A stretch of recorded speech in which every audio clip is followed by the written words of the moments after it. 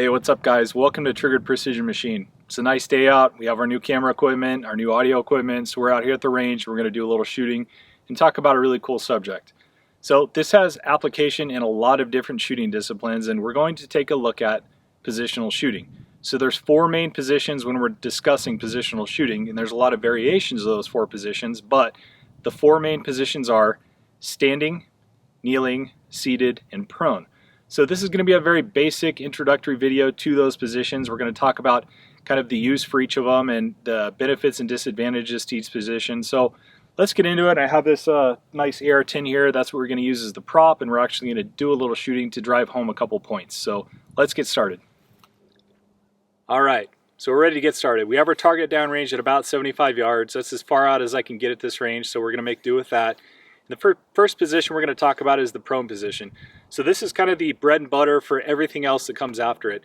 This has application in military law enforcement shooting and target shooting competition stuff and in hunting. It is the one position that we have to master. So when we talk about mastering these positions, I consider these all kind of the fundamentals of shooting. Now we have our basic fundamentals like sight alignment and trigger press and so on and so forth, but as far as mastering things that are actually going to show you benefits in the field, this is what we have to master after we get those basics down. So we want to master these as well. So we're going to take a look at the prone stuff here and kind of go over some of the nuances with the position and some of the benefits and disadvantages. So first thing I'm going to do is I'm going to take a good prone position and we'll kind of dissect how I'm laid out and what the benefits are for how I am laid and why we do what we do. So we'll take a look.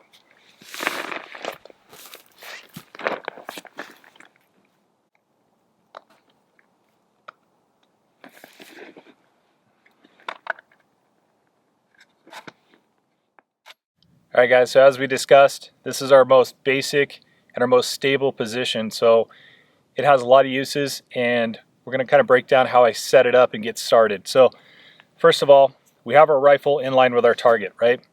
So when I approach the rifle, the way that I set up the correct prone position is I'll approach the rifle and I'll square myself up to the rifle. So my legs form a perpendicular plane to the plane of the rifle. And after that, we want to get down in our position. Keep your eye on our target. Make sure that our body stays nice and aligned. And we want to get behind our rifle and slowly adjust our body until we're in the correct position.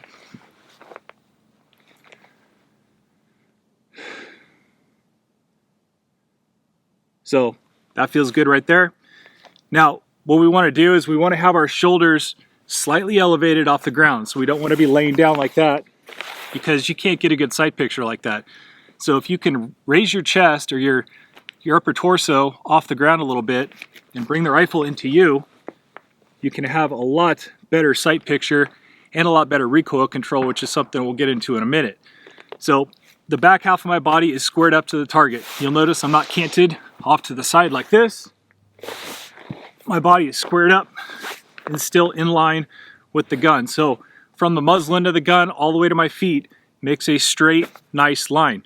And we do that so the recoil has the most difficult path to travel through, so it has the least effect on me, which allows you to make faster follow-up shots, and it allows you to spot your hits and misses. So all of that is important in every single shooting discipline, and that's something that we have to master. So we're going to take a few shots and see how this feels.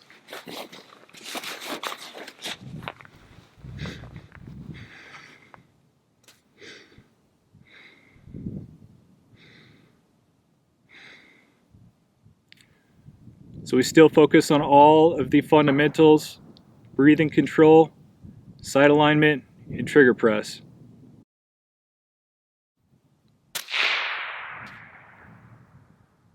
A couple things to talk about with the prone position. So this is a pretty light recoiling gun. It's just a 308 with a suppressor on it, which knocks down the recoil considerably, and it's not exactly a light rifle.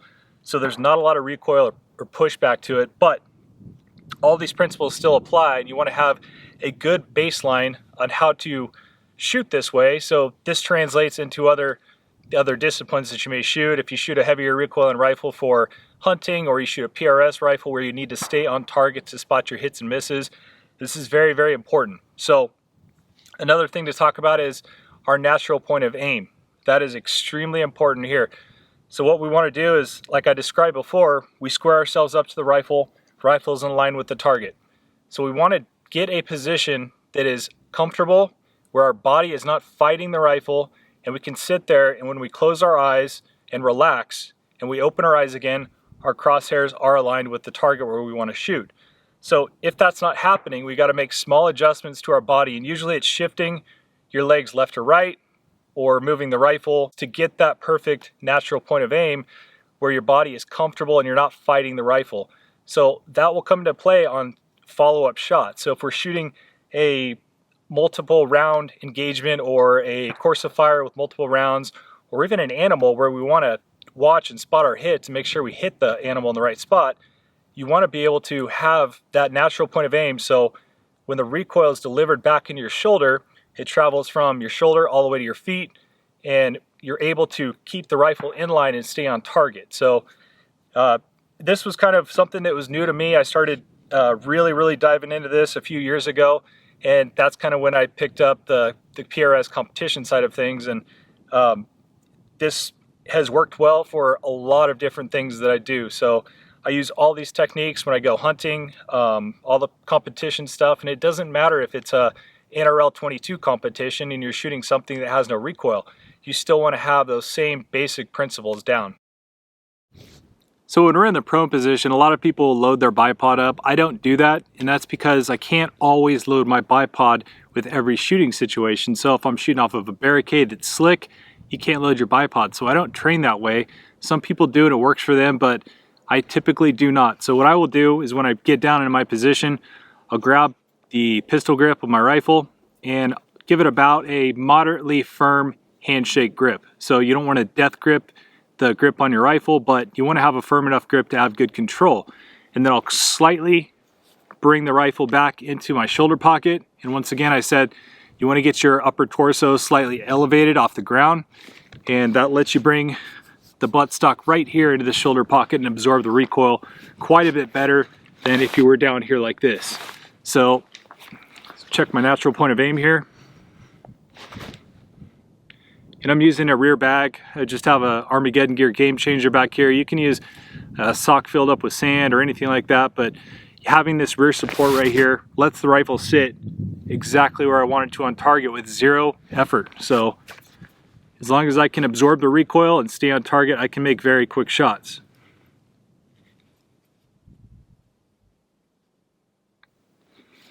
All right, that feels good right about there.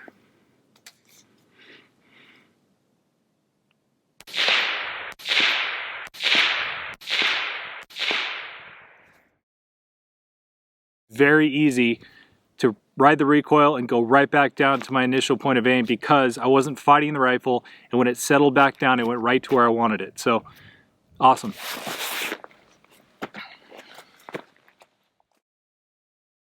All right, guys, so our next position is the seated position.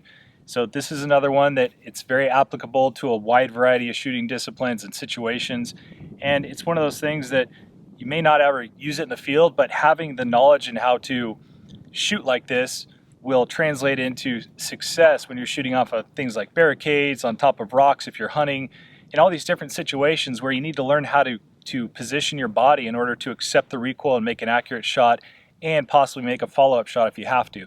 So let's take a look at the seated position, and there's a lot of variants in this position, but I'm going to go with the one that I typically use because for a competition side of things and even the sniper side of things, I typically shoot heavier rifles.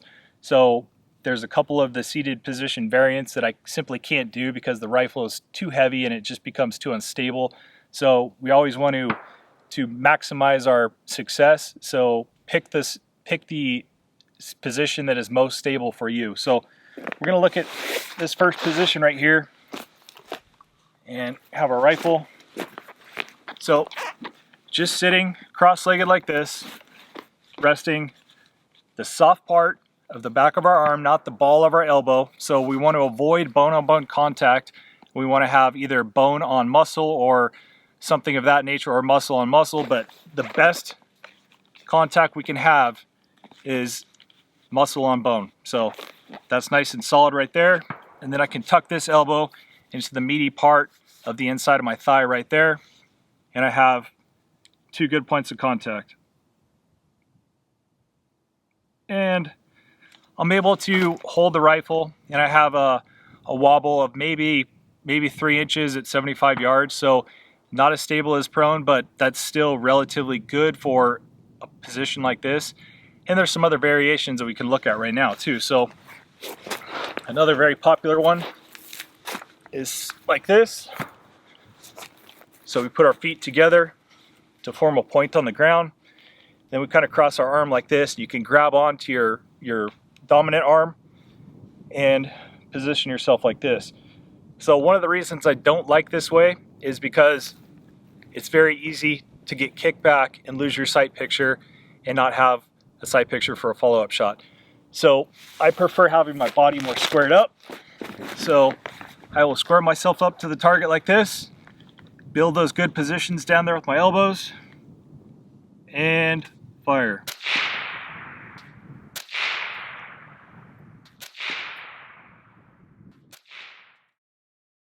All right, so if you notice, those were pretty quick shots, but I was able to do that, and I kept all of those in about probably a 6 or 7 inch circle down there at 75 yards. And it's because of that natural point of aim. So I've done this enough to where I know exactly where I need to be, but we find our natural point of aim in the seated position exactly the same way as we do from the knee or the prone position. So we bring our gun up, and I'll take my glasses off so we can see this. I'm not going to shoot, but we build our position, settle into it,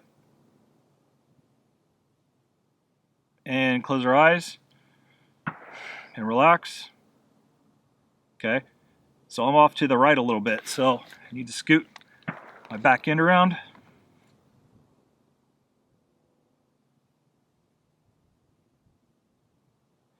And I'm right there.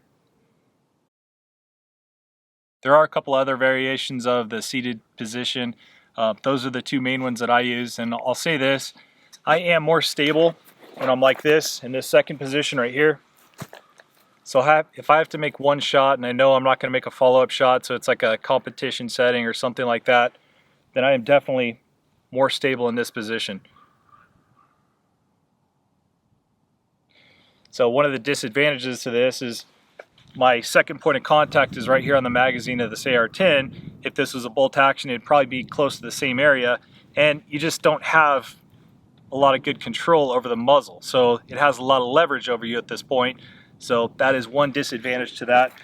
And again, you just can't absorb recoil like this as good as you can sitting squared up and lean forward. A lot of this is going to be dependent on body type and just the size and your weapon system as well. So you have to kind of play around with this, and this is something that we can do at home in the garage, in the living room with an unloaded rifle. You can actually practice setting up those good positions and finding that natural point of aim. So that's very, very good training. We can do some dry fire training as well with a paper target up on the wall, and really good stuff to build these solid fundamentals. And here's one more variation of the seated position. So we can have our right leg, if you're right-handed, have your right leg flattened against the ground for a little extra stability.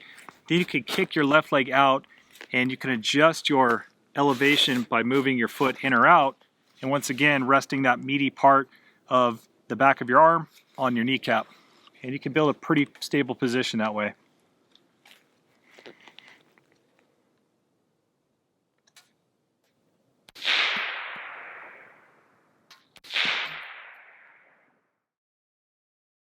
Right, guys, so as we work our way up, our next position is the kneeling position. So this is my nemesis. I am very, very poor at shooting from the kneeling position, which means I need to work on it more, but it's just a difficult position. In fact, I'd rather shoot standing unsupported than kneeling. For some reason, it's just difficult for me to do. Maybe it's my body type, or maybe it's just a lack of practice, but either way, we'll take a look at it. So there's a couple variants of kneeling position as well. So depending on your flexibility, it really makes a difference in what you can do in this position. So there's a lot of people who just aren't flexible, or they have an injury that prevents them from getting their leg in the right position. But I like to sit on my heel with my toe dug into the ground, and then I'll have this knee kind of planted out here, and that gives me a nice base to put this meaty part of my arm on and build my position from there. And once we're up here, it's all the same stuff. We find our natural point of aim real quick, make some quick adjustments.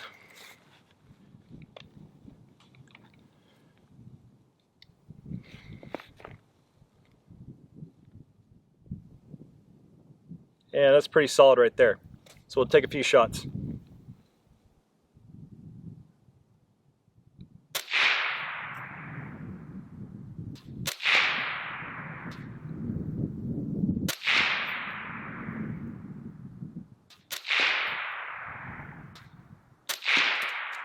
All right, so that actually wasn't too bad. It's kind of hit or miss with me on whether that I'm successful in that position or not, and today it actually felt pretty good. If you guys will notice, I have a sling on this rifle and I'm not using it, and that's on purpose. So we can use a sling to stabilize us in these positions a little bit more, but we're going to get into that in depth on some of the next videos. So I'm going to break down each one of these positions even further. We're going to talk about different tools and methods that we can use to make ourselves more stable and more successful in each of these positions. So that kind of wraps it up for the kneeling position. It's really simple. Some people actually will kneel like this, and you can shoot kind of an unsupported kneeling. This is by far more stable for me, and it allows you to keep your torso up and absorb the recoil very well. So I was able to shoot all those shots pretty quickly and still make my hits on the target downrange. So kneeling position probably has the most application, in my opinion, in our competition world and our hunting world, etc. So this shows up in hunting situations all the time. In fact, I just took a 330-yard shot on a mule deer this year from the kneeling position. And that's only because I couldn't get low enough because the field was too high where I was hunting.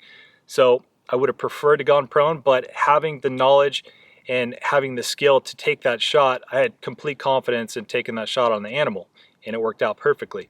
So likewise, in competition shooting, a lot of our positions from shooting on barricades are based off of a kneeling position. So a lot of times we'll come up to a barricade and we'll rest our rifle on it, and sometimes we can switch our legs and put support pads and stuff here to rest on even further. But it is a good basic position to learn, and it translates once again into all these other different disciplines. So you master these four shooting positions and you're going to be a much more successful and a well-rounded shooter.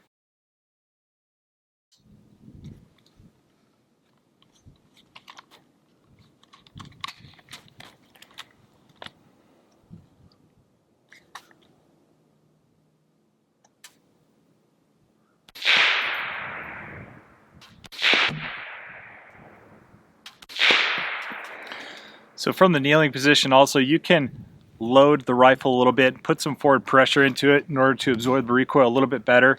And all that means is just leaning forward a little bit when you settle into your position. So you want to make sure that doesn't affect your natural point of aim, but it is a good way to mitigate the effects of the recoil.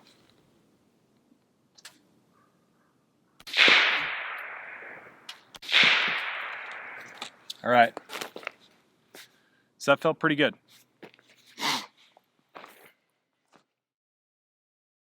One thing to bring up real quick is when we talk about positional shooting, most of the time our equipment is not specifically set up for positional shooting. For example, this is not an Olympic positional rifle. This is just an AR-10 that I used for work at one point in time, and we have to do our best to adapt to the weapon system that we're using in order to be successful. So again, this is not the most comfortable positional rifle, so make any adjustments that you need to if you have an adjustable stock. And again, I have the sling. We're not going to use it just for the point of showing this position. So I like to have a nice flat surface. Luckily I have this Arca rail on the bottom of this rifle, so I'll build my position up like this. And you want to lock the buttstock into your shoulder pocket back here and wrap your arm around it and keep your elbow down. So you can throw a little bit forward lean into it, but as far as a marksman position and a maximum accuracy position for the standing, this is about how I set it up. So my feet are roughly in line with my target. If you drew a line from toe to toe, pretty much lines up with the target, and I am bladed and facing down range like that. So same thing applies. We find our natural point of aim, and I'm resting this elbow right here, kind of on my side.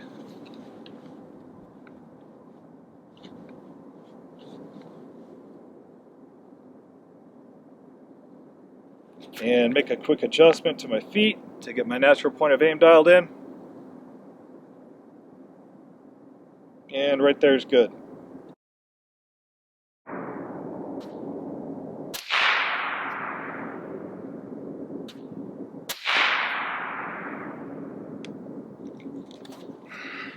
All right, so I don't know if the video is going to show it well enough, but it is incredibly difficult to stay on target from this position shooting this way, but this is the most stable standing position that I have in my arsenal. So it's not a combat shooting position where we're standing placed to target like this and squared up in a very aggressive stance, or kind of bladed like that and bringing the rifle up like we would if we were shooting a carbine or some sort of more dynamic shooting situation. So you can absorb recoil a lot better like this, in that fighting stance that we see typically in the competition world, like the 3-gun stuff and whatnot. But for this, I am most accurate like this, but I know that I'm going to sacrifice my follow-up shots and my speed and my ability to track my impact on the target. So it's just one of those things we have to keep in mind, and you have to weigh those benefits and disadvantages and figure out what works for your situation. So I said it before earlier in the video, but it's important to be proficient at these positions. So this is stuff that it is right there with our traditional fundamentals of shooting, our trigger press, our sight alignment, our breathing control. These are things that we need to have in our toolbox to be more successful with what we do. And you will see a benefit to anything, whether it be hunting, competition shooting, the law enforcement and military side. This has benefits to all of that, even though it may not seem like it. You're learning to position your body naturally and absorb recoil so you can stay on target for follow-up shots or to spot your hit or miss. So very important and has a lot of applications out there. All right guys, that wraps it up for today. I hope that was helpful. So this is just a very basic introduction. So what I want to do over the next 4 videos is each day I want to pick one of these positions and really dive into it and dissect it. And we're going to talk about other things we can use, like our slings, our gear bags, our backpacks, everything else, to make ourselves more stable in these positions. What I'll typically do when I practice this is I'll just shoot 20 rounds. It doesn't take a lot of time. I'll set a time limit for myself, so maybe 10 minutes or so to shoot this. And this is kind of a personal qualification, if you want to call it that. But I'll start out at the prone position and going cold without any sort of warm-up or anything. I'll shoot 5 rounds from the prone position. Now you can vary how you shoot the prone position from a supported position using a bipod and a rear bag, or you can shoot it unsupported with nothing. So using your elbows as the main means of supporting the rifle from the prone position. So 5 rounds from the prone, and then I'll hop up and I'll shoot my 5 rounds from my seated position. I'll go to my 5 rounds from my kneeling position, and then finish up with 5 rounds from standing. And once again, I will kind of change the way I shoot that, whether I use a sling or not, and it depends on if it's a hunting rifle or a work rifle or a competition rifle, how I shoot that. So there's a lot of different ways we can do this. It's good to practice all of them, and you're going to see a benefit, I guarantee it. So get out there, do some shooting, and we'll see you next time for the next video.